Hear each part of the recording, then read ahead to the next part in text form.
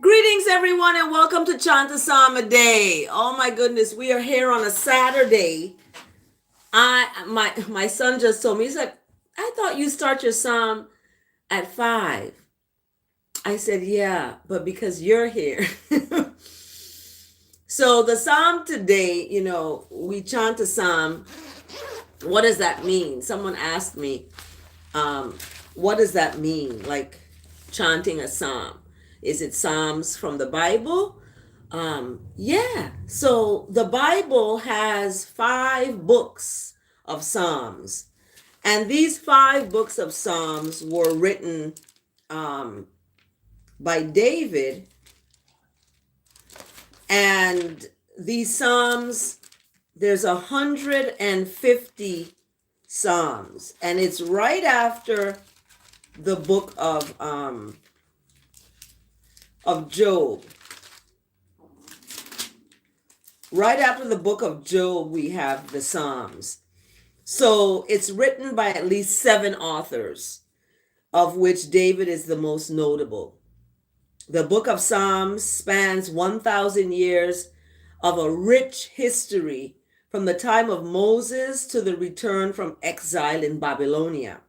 The word psalm comes from a Greek word that translates the Hebrew term meaning a song sung to the accompaniment of a plucked instrument. So the psalm is translated as a song sung to the accompaniment of a plucked instrument. And a plucked instrument is like a guitar. I can use a guitar to do this.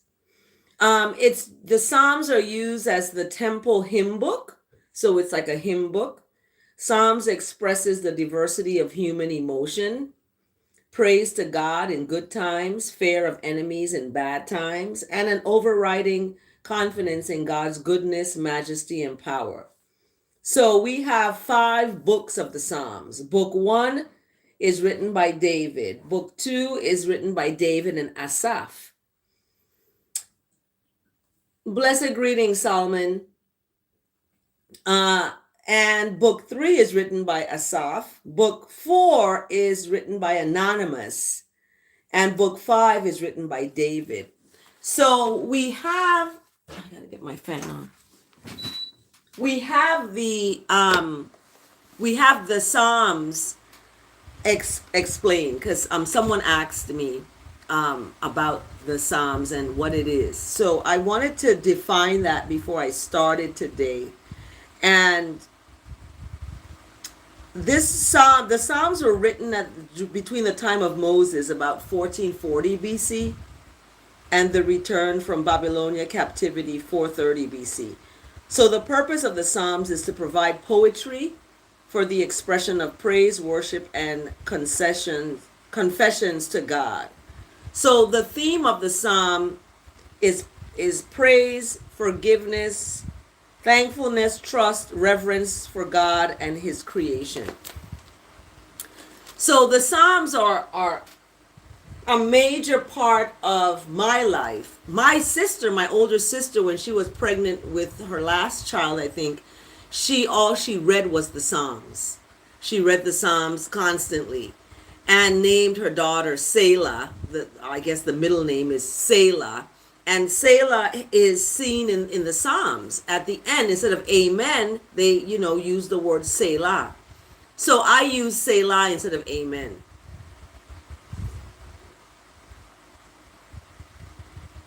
So let's unpack the Psalm. So what I do is I translate the Psalm into words of liberation.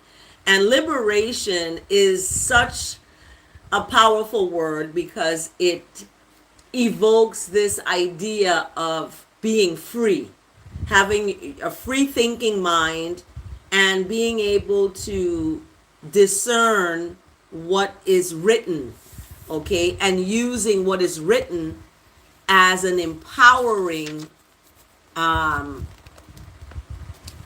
empowering for you. So let's dive into this, shall we? Thanks for joining. Like this video. Thanks for liking this video. And subscribe to this channel. You're going to see more videos. And share it. So, thank you for tuning in, for liking the video. And I don't know who this is, Solomon. Thank you. I love you. God loves you even more than a human being can. So always know that. Stand in love. Don't fall in it. It gets kind of messy. So for October 5th, today's Psalm, you're going to love it. Today's Psalm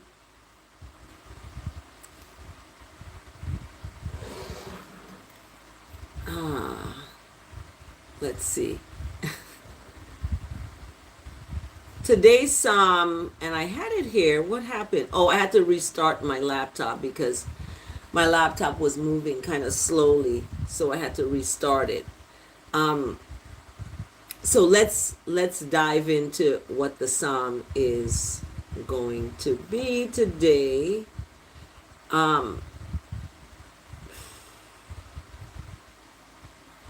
Let's see. We October 5th. 41. I was correct. Okay. Psalm 41. And Psalm 41 is, "O righteousness is gracious to I and I." Righteousness is gracious to I and I. And I use I and I because it's not just me, it's all of people that I am looking to for this. So we have Psalm 41. And Psalm 41 is coming from the first book of Psalms.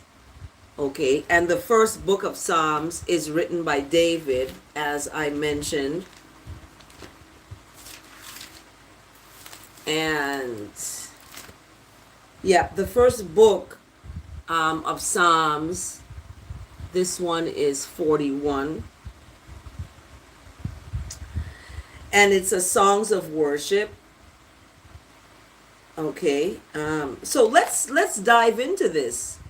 And then we'll look at October 5th for Matthew. We're in the book of Matthew. Blessed for joining. We're in the book of Matthew, Matthew chapter 16 to 19. So if you guys have your scriptures out there, the Daily Bible Walk, this is a book that I have, and for October 5th, we see Matthew chapter 16, verse 19. There's an accusation of the king. That's a test. There's an affirmation of the king. That's a transfiguration. There's an instruction on the kingdom. That's devotion. And then there's correction for kingdom dwellers. That's divorce. Correction. So we see for October 5th, in Max Lucado's October 5th, you are the light. You are the light that gives light to the world. A city that is built on a hill cannot be hidden. So Matthew 5:14. We looked at Matthew 5:14 these past couple days, and we're in the book of Matthew right now. So when you extend hospitality to others, this is what Max Lucado's commentary is about the Matthew 5:14. So when you extend hospitality to others, you're not trying to impress people. You're trying to reflect God to them. So I tell people this, the kindness that I do is a reflection of the God in me. That's that righteousness inside of me is allowing me to be kind, is allowing me to be hospitable to you. So you don't have to be rich to be hospitable. A wise friend once told me, when you won't give people hot dogs when you're poor, you won't give them steaks when you're rich. We shouldn't let our pride get in the way of being hospitable. And this is what happened to me when I went to Texas to retrieve my belongings. I wasn't shown hospitality by a person that I thought was somebody in my life that had meaning, and I wasn't shown hospitality. My belongings were still on the hangers, put in garbage bags and left out. So when I look at this and I see how the extension of hospitality to others is that reflection of God, my friend Farah, shout out to Farah, Dr. Bostic, welcomed me into her home. She welcomed me into her home for 2 nights. Saturday night and Sunday night, I stayed with her. And the hospitality that was given to me by her showed that I'm not going to be left out there like trash. That I am worthy and I am more than clothes on a hanger in a garbage bag. I'm more than that. I may not be more than that to a person, but I'm more than that to myself. So, yes, it did hurt. I was saddened. Greetings of love and joy with great gratitude for the Most High daily, El Sue. Thank you so much for joining. So, when you won't give what you have, how are you going to give when you do have? So, letting our pride get in the way of being hospitable is not a good thing. So, it's very important that we treat people how we want to be treated. And yes, I have these huge luggage under my eye because I haven't not been getting the rest that I need to get. Anyway, we look at the Psalm today because it's talking about being gracious. And when people are not gracious, you have an advocate. You're going to be sent someone that's going to be gracious to you. So like I said, we leave folks at the foot of the cross, let the blood just drip on down there, because that to me is the better way to handle people and handle situations that you may not understand, that may be causing conflict in your life. You leave people there. So blessed, I ask that the words of my mouth and the meditation of my heart is acceptable in the sight of what is right, what is kind and compassionate and merciful and long-suffering and forgiveness. So we look at the Psalm today, 41, and it begins with, blessed is the one who thinks of the poor, similar to what is being spoken in Max Lucado's Walking with the Savior. You are the light, and you're blessed. Blessed is the one that thinks about the poor. Okay, that is how your light shines. Your light shines when you are thinking about others and not just yourself. People are selfish. Okay, they're very selfish.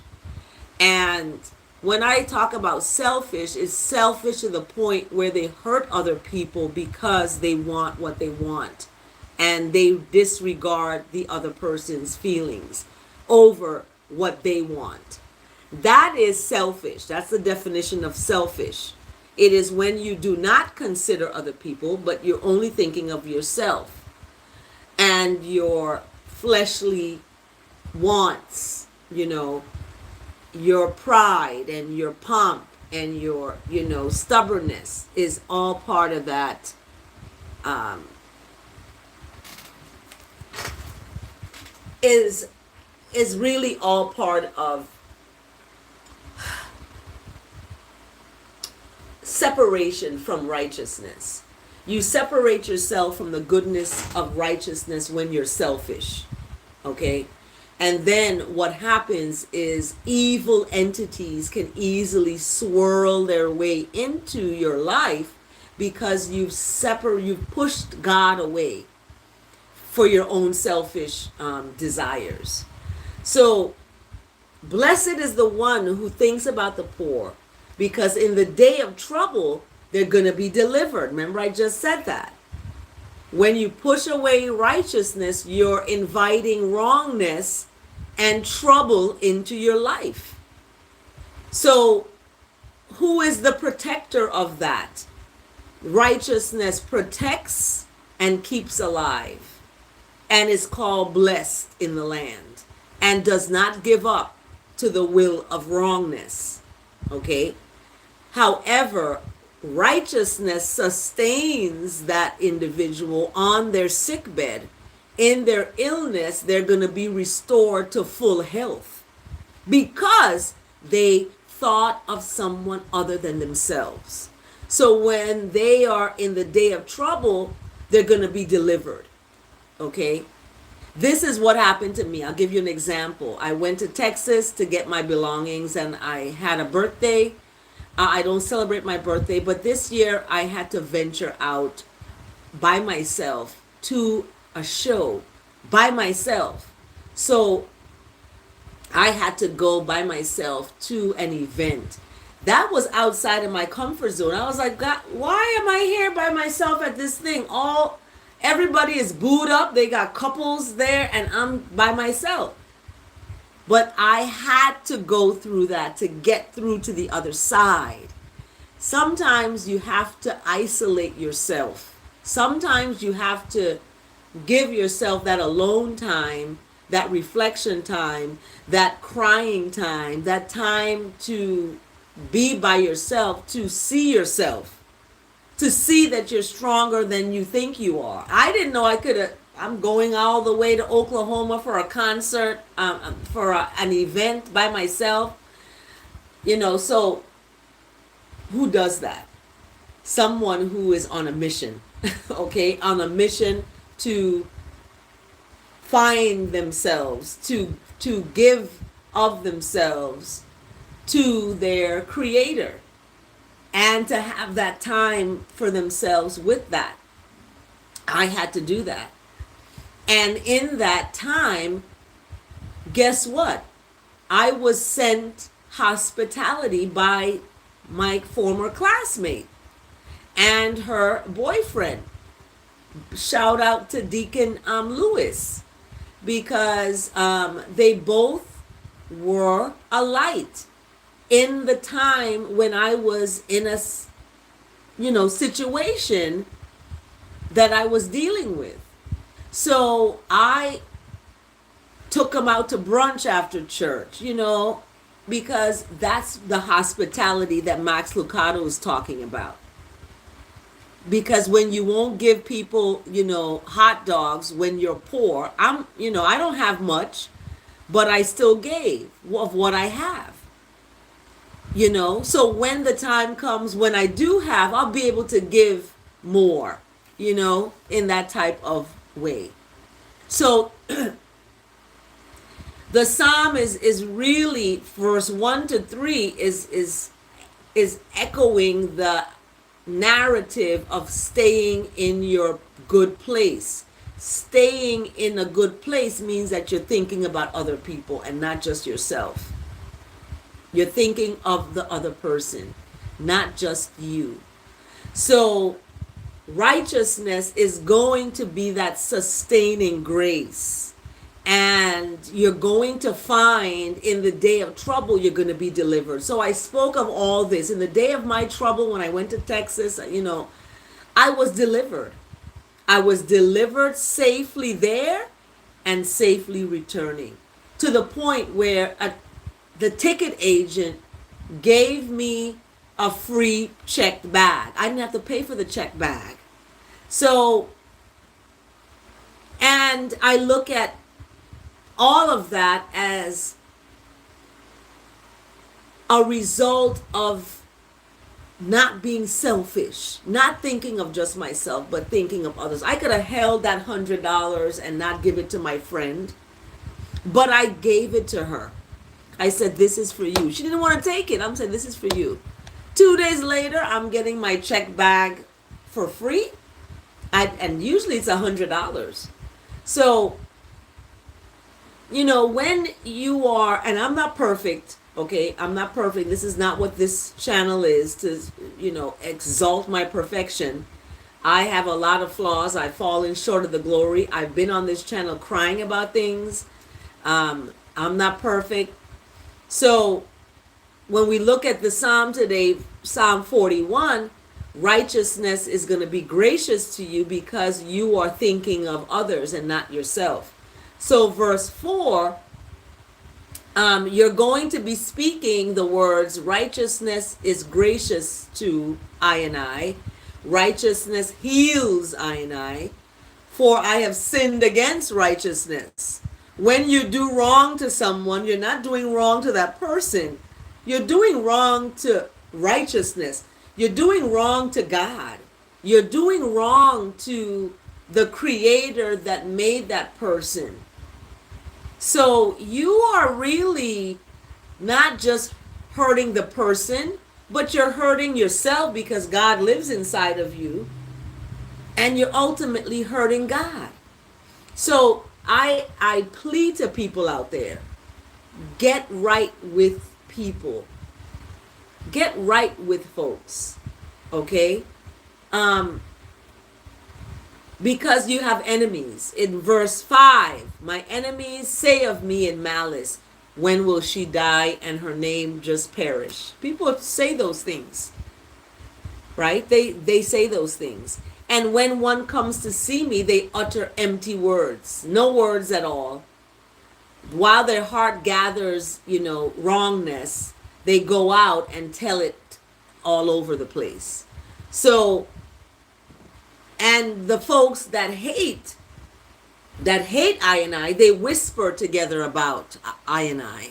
They're talking behind your back about you, whispering about you, imagining the worst for you.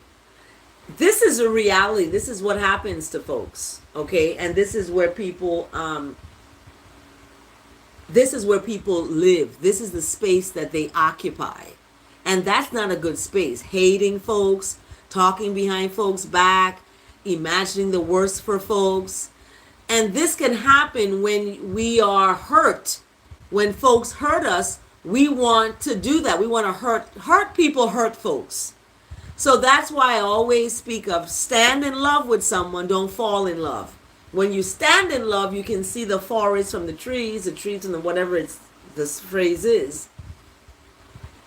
You're standing with them. So that integrity and that humility that you have and that honesty is going to be there because you're standing.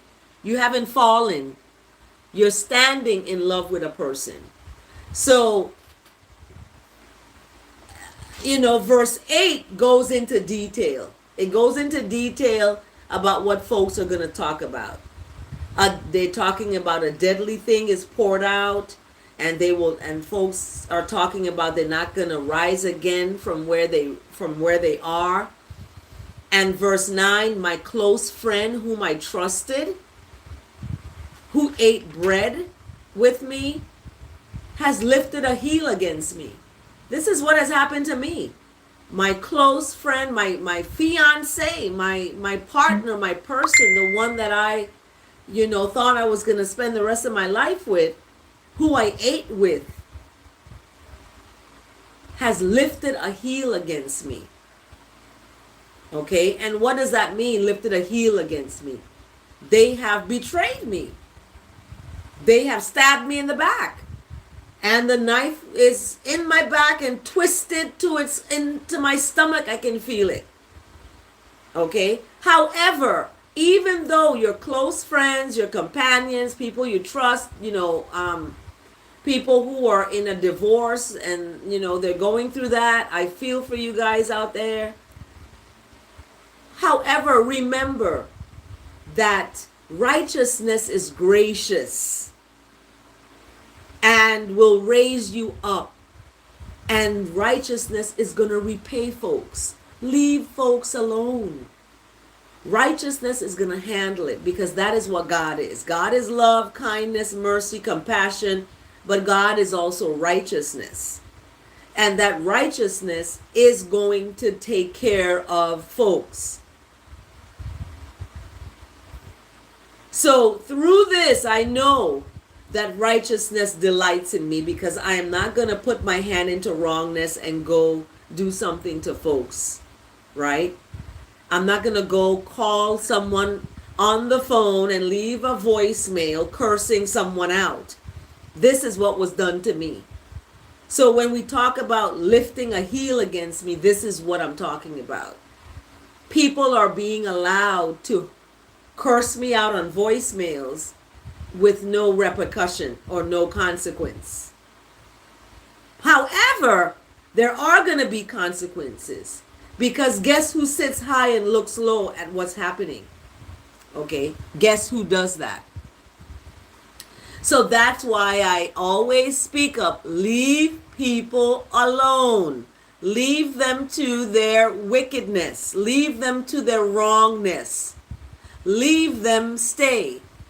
Because if somebody's got 5 children and now they're gay, they want to be with a woman, okay, I can't judge folks, but that tells me that they're more likely to go with a man again because they have 5 children.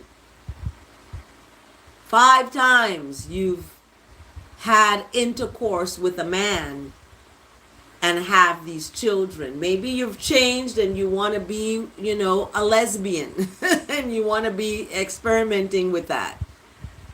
However, research shows that you're more likely to return to go with a man than stay with a female. So when I see this happening, I'm just like, okay, this is what people want. Leave them alone. You stay there and I'm going to stay here. And what ends up happening is we see this all the time where folks are in abusive situations. They're in abusive situations. Maybe physically, intellectually. People can be in abusive relationships intellectually, okay, and emotionally held hostage and socially isolated. You can't use your phone.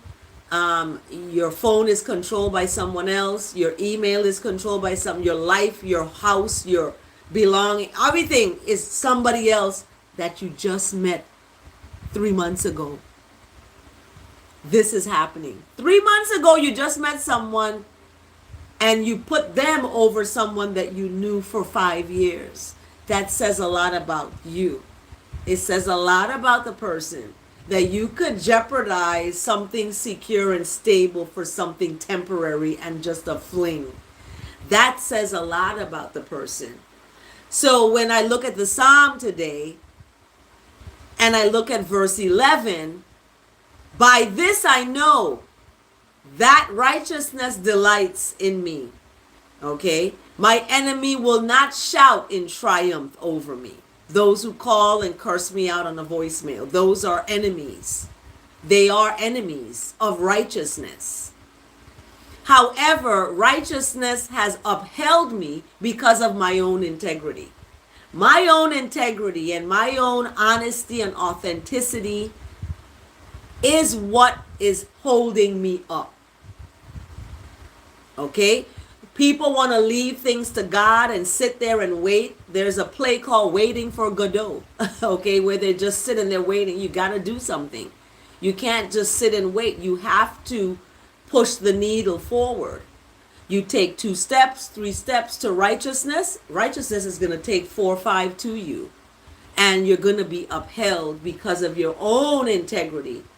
And you're going to be set in the presence of righteousness for all time to come. And nothing can touch you after that. You're going to be good. Okay? Because you have stayed in that space. You've stayed in that integrity, in that honesty, in that humility. I am very honest. I'm so honest. I'm bluntly honest. I'm going to tell you how I feel. I'm going to express what I want in the bed, outside the bed. I'm going to tell you. You're going to know this is me. Okay? And in verse 13, the end of the psalm now, verse 13, blessed be righteousness from such time ago to such time ago, Selah and Selah. Bam.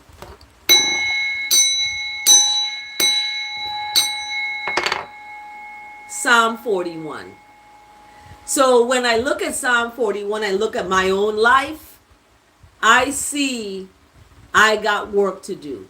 I have a lot of work still left to do on myself. We're never done.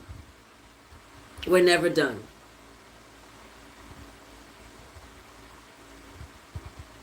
Every day, we want to be better than we was yesterday. What did I do yesterday that I can do better today? So each day we become better people for ourselves. Some people don't want to be isolated alone. They don't, it's scary to be alone and in that long suffering being single. That's me. I'm single by myself.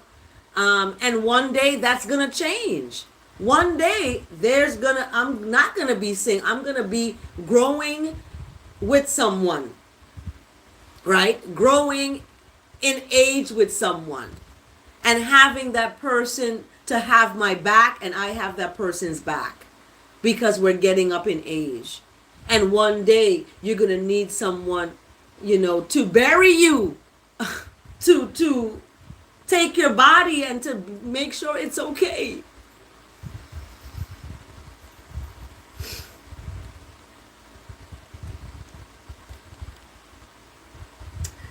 Because I saw my dad and my mom. For 56 years, they had each other's back. So when my dad passed away, and he was on the ground, unresponsive, it made me see how life is so precious. It's so precious. And the people that we have in our lives, we need to be able to trust. We need to be able to know that they're going to have our back when something like that happens. We know that we have someone that's going to be here after we leave, that's going to make sure that our flesh that we leave on this earth is respectedly taken care of. That's why people get married. For love, yes, but also for that person that's going to be there when you are in need. So, oh my goodness, this happens, okay? This happens where I feel the emotion of loss and how that impacts my life and how the impact of my life is pushing me towards finding balance. I celebrated my New Year, September 11th. That's my New Year. And my New Year's resolution the previous year September 11th, was self-care, because I didn't feel like I was cared for. I didn't feel valued in my relationship. So I was on a mission for caring for myself and not waiting for somebody else to do it. So I was on that mission. Now my mission is balancing the self-care, balancing all of the things in my life. So I'm balancing my work. I'm balancing my relationship with my children and my mom and my siblings. Balancing all of it is the goal of mine this year, is to balance, balance, balance, balance. Because once you're balanced, you can steady and steadfastly move forward in your life. So the psalm today, Selah and Selah again, beautiful Psalm 41. See how this psalm can help explain your life and help you to be, a full person in the service of goodness. You don't have to use the word God, Lord, and Jesus. You can if you want to, but it's ultimately goodness and mercy and righteousness. That is what God, Lord, and Jesus represents. But mankind has taken it and has put limits on it. And you can't be saved unless you this, and you can't be unless you just do good. Soda dokna, do good. That's it. Do good and give thanks. That's it. Do good. That is the whole core of what religion is. And people ask me, what religion am I? Am I a Christian? Am I a Buddhist? Am I an atheist? Am I this? Am I that? I am about love. I'm about goodness and mercy of love. That is extending into places of compassion and long suffering and forgiveness and grace. The word of the day today is grace. And when I look at the word today, grace, my supervisor's first name is Grace. The righteousness of grace flows through the unique expression of I divine gifts. What did I just talk about? That righteousness is expressed in all these different areas, and grace is one of them. So the word today is brought to you by Romans 12, verse 6. And the word today, grace, is powerful in that it gives us another definition of what God is and what Lord is and what Jesus is, what the Most High Selassie first is. So it gives us this definition, okay? It helps us define what God is. And God is grace and mercy, okay? Yes, I'm trying to fix myself here. So the word today, grace, speaks, I think of the many ways I have received the grace of God over the years. Sometimes grace came to me through generous, compassionate acts. Other times through unexpected opportunities and serendipitous encounters, right? Like I met someone, 18 years ago. I've never seen them, spoke to them, and we lost contact. I went on with my life, they went on with their life. And we have reconnected in terms of they've reached out. I was in a Frankie Beverly and Mays video. I'm one of the laid back girls. I'm not the only one. There were many other laid back girls in the video. But I was one of the main laid back girls, sitting next to Frankie playing the congas and riding a horse and stuff like that. So my friend knew that I was in the video, and when Frankie passed away, they remembered and they reached out, I think on Facebook, and I looked and I saw this message. I don't know who that, and then I was like, oh my goodness, I know that, oh my gosh. And I reached back and I said, what? So when I listen to the word today, grace is found through unexpected opportunities and serendipitous encounters. So this is what has happened. God's grace has moved in such a way that has brought two people's paths to cross again.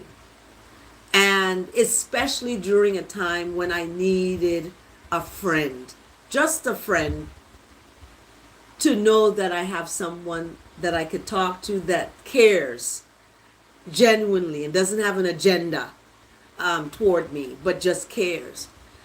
And that was powerful because it gave me the assurance that, guess what?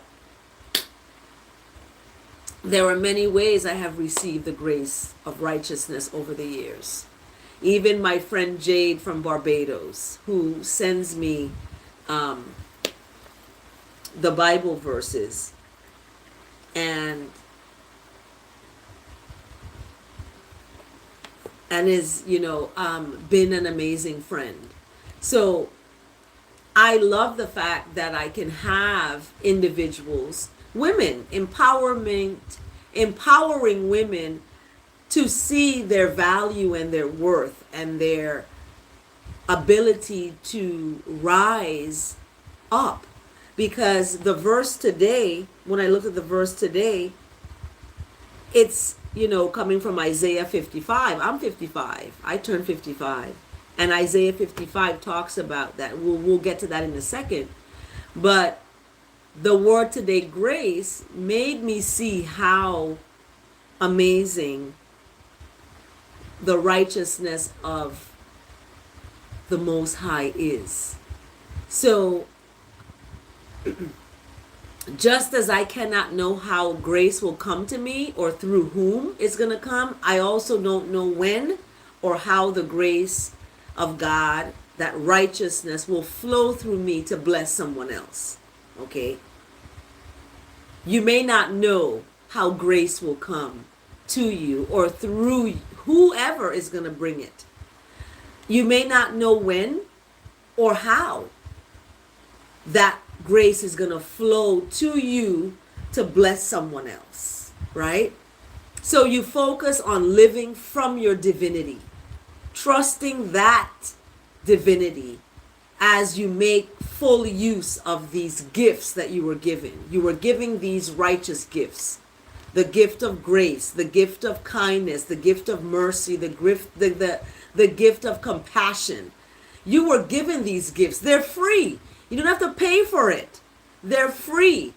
And these gifts that were given to you is part of that divinity, your divine order in your life. So you will be now the bless of divine grace that brightens someone's day or lightens another's load. Okay? And this is what I've done. I have given to lighten people's load. I have helped with numerous things. And this is not about talking about what I've done to help folks. It's talking about how that my focus, living from my divinity, right? And trusting that divinity to make full use of my righteous gifts, my gifts of compassion, my gifts of forgiveness. You've hurt me, but I've forgiven you. I have left you there at the foot of the cross where the blood is going to drip down, because that's where that forgiveness comes from. We have forgiveness because of the sacrifice that ones have made before us. We call them ancestors. We call them the Christ, the Savior, Jesus, however you want to call those individuals. But they have sacrificed for us to be here and to be clear about what we are and who we are and what we want in life. So that grace that is expressed is divine, and it can brighten someone else's day, or it can lighten another person's load just by being kind, right? Grace may feel miraculous and otherworldly. However, grace is really the power and presence of God, made manifest through the words and actions of people just like you. So grace may feel like a miracle, right? Or it may feel like this otherworldly thing. But grace is really the power and presence of righteousness. Righteousness is the power and presence of compassion and mercy that is God. God bless you too, Mr. David Beckwith. And that presence and power of God, it's going to manifest through the words you speak and the actions you do. People speak words, but their actions are the opposite. People talk about they love you, but then their actions are the opposite. Okay? People tell you they care about you, but their actions show differently. So that's why it's important that your thoughts are good. You have righteous thoughts that manifest in your righteous words, and then that manifests in your righteous works. So you're all coming together in that Trinity. Your words, your works, your thoughts. Okay? So I love the word today, grace, because grace gives us a future. We have gifts that offer or that differ according to the grace giving to us. Romans 12 verse 6. That's why we don't judge folks, because everyone has gifts that's different according to the grace that's given. Some people are given divine gifts. Some people have been given gifts of writing. Okay, some people have given gifts. They have gifts of orating, of public speaking. Some people have gifts cleaning. They can clean things spotless. Some people have gifts where they can ride horses, or they can swim, or they can certain gifts. So what are these gifts that you have that's been given to you according to the grace? According to grace. And your gifts are different. We all have different gifts. We don't all look the same. Is somebody out there look like me? No. Somebody out there look like you? No. We all have unique differences. However, the world uses that and weaponizes it against everybody else. Like they're different, they're Catholic, they're Lutheran, they're this. Divide and conquer is the name of the game. So when we look at God and look at the Most High created us differently because of that grace and the gifts that differ according to the grace that's given to us. Romans 12 verse 6. So I love that word today. And I have a few minutes to put in the verse of the day coming from Isaiah. Isaiah is my guy. Isaiah is my guy, okay? Isaiah, the chapter is 55. Please like this video, those of you just joining, and subscribe to this channel. I want to get 1,000 subscribers. We have some good stuff happening and I want to share with you all these good things, because you can also be part of this movement, and it's a miracle movement, I'm calling it. Thank you, Elsu, for giving the healing oils that miracle name, because it's a movement. It's a miracle movement. This movement, and I didn't start this movement. I didn't start the fire. The movement was began long time ago, before I even got here on this earth 55 years ago. So Isaiah 55 is telling us, seek righteousness, seek the face of goodness, while that face may be found. Because there's going to be a time when people are going to be gnashing their teeth, weeping and wailing, because they are so far from righteousness that it's going to be hard to get that to come forward again. So it's important to seek now. Seek now, it says, the kingdom of the Lord, right? Seek that place, that righteous, happy, gay place. Seek that place. Because while it may be found, call on righteousness while righteousness is near. It's near. Righteousness, thank you so much for liking this video. Thank you so much. Those of you just joining, this is Chant A Psalm A. We just chanted Psalm 41. We looked at the word grace, brought to you today by Romans 12:6. Grace is the word today. How are you going to receive these gracious gifts? We look at the psalm today that's talking about grace. Righteousness is going to be gracious to you. So receive that grace, because you're going to be a vessel for sharing that grace out there to folks. People are hurting. People are depressed. People are in a despair. People have anxiety. People are going through serious mental health challenges. And instead of getting a therapist, they go after relationships with other people's relationships. So instead of doing that, let's seek the Lord while the Lord may be found. Call on the Lord while the Lord is near. Don't wait. Don't live your life thinking some magical thing is going to come and whisk you up and you're going to be okay in your ignorance. It's bliss. No.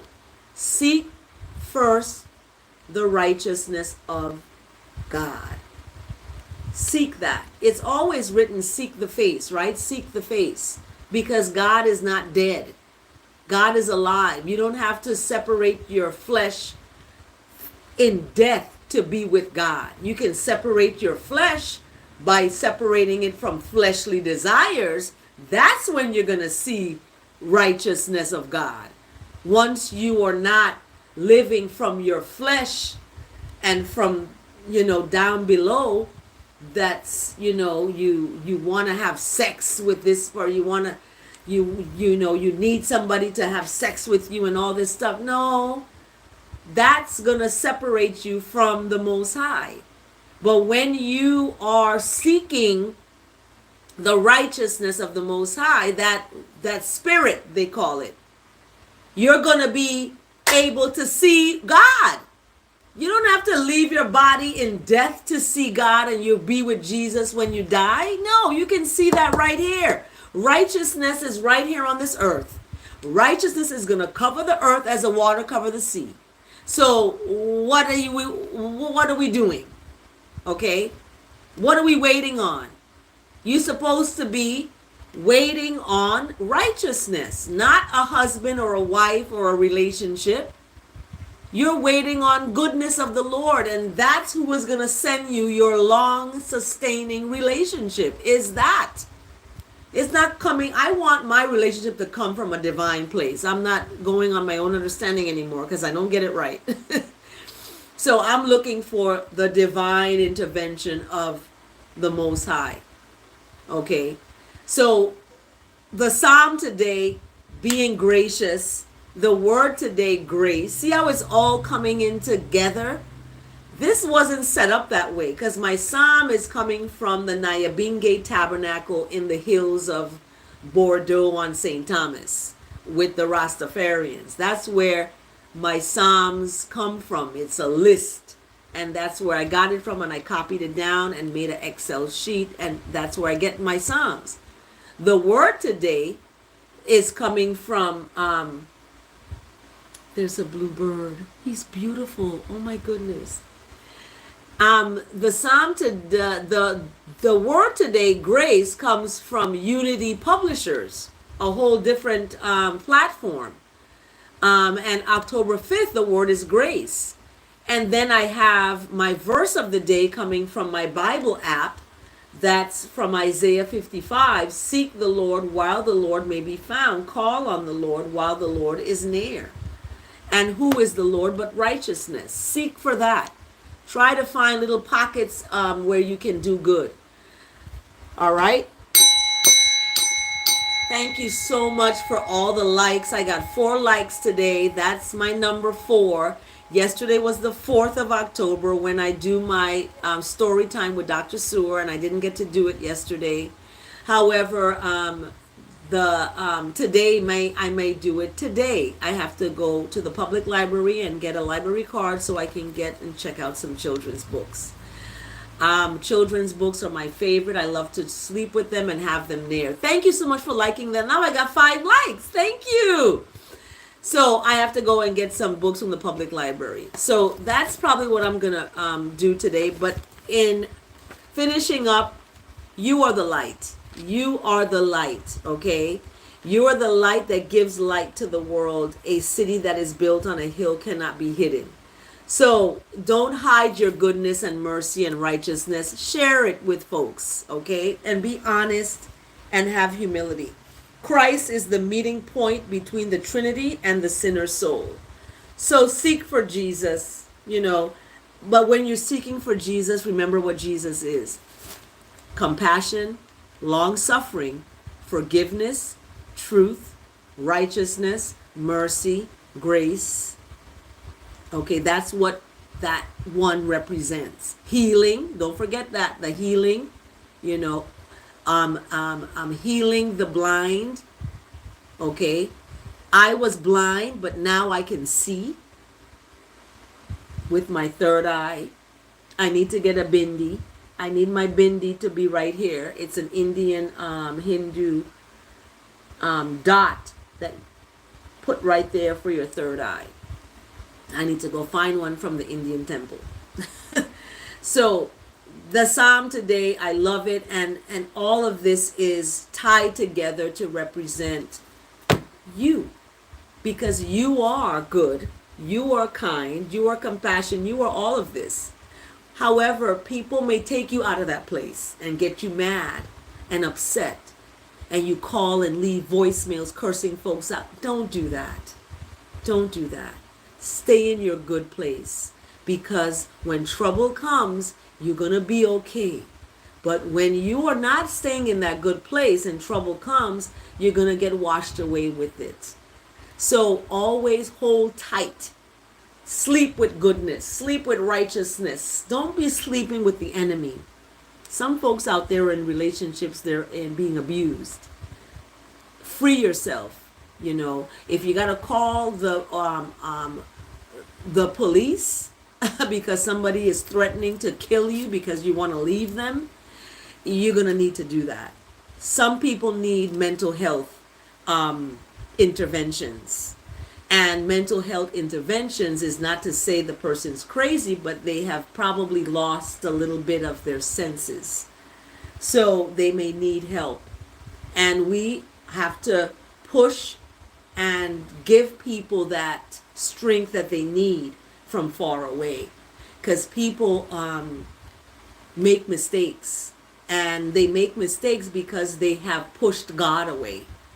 They pushed God away to the point where they're going off of their own understanding, and they're going to hit into a brick wall. This is what's happening. So my heart goes out to folks out there who are not in happy situations. I am happy. Before I met you, I was happy. When I was with you, I was happier.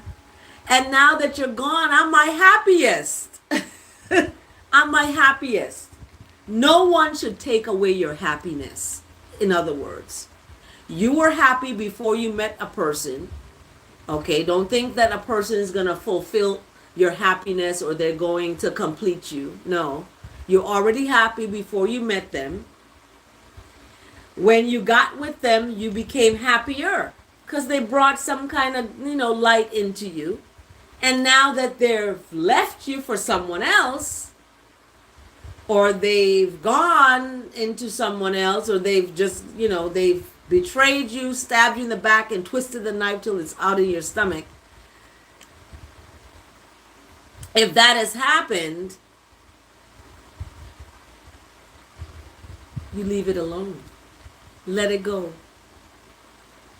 You are not depending on someone to make you happy. When someone leaves, then you become your happiest, because that is God isolating you, surrounding you with a shield and buckler. Okay? So I have to receive it, and I have to be okay with it. So Selah and Selah again. Thank you so much for joining Chant A Psalm A Day. It is 8:38. We are at the hour, at the top of the hour. Those of you who stuck with me, who stayed with me doing this, you are blessed, highly favored, and wonderfully made. Have a blessed, wonderful day. Those of you who are getting this word, it's food. It's food. When I do this psalm, I'm not even hungry. I'm like, have a blessed day. I don't need to eat. I got my fill with this psalm today. Thank you so much for joining Chant A Psalm A Day. Have a blessed day, everyone. And remember, stand in love. Don't fall in it. Don't fall in it. Stand in it. Have a blessed day, everyone. Thanks for joining Chant A Psalm A Day. Everyone, have a blessed and beautiful, wonderful day. Okay? And remember, stand in love. Don't fall in it. Stand in love. Don't fall in it. Take good care, everyone.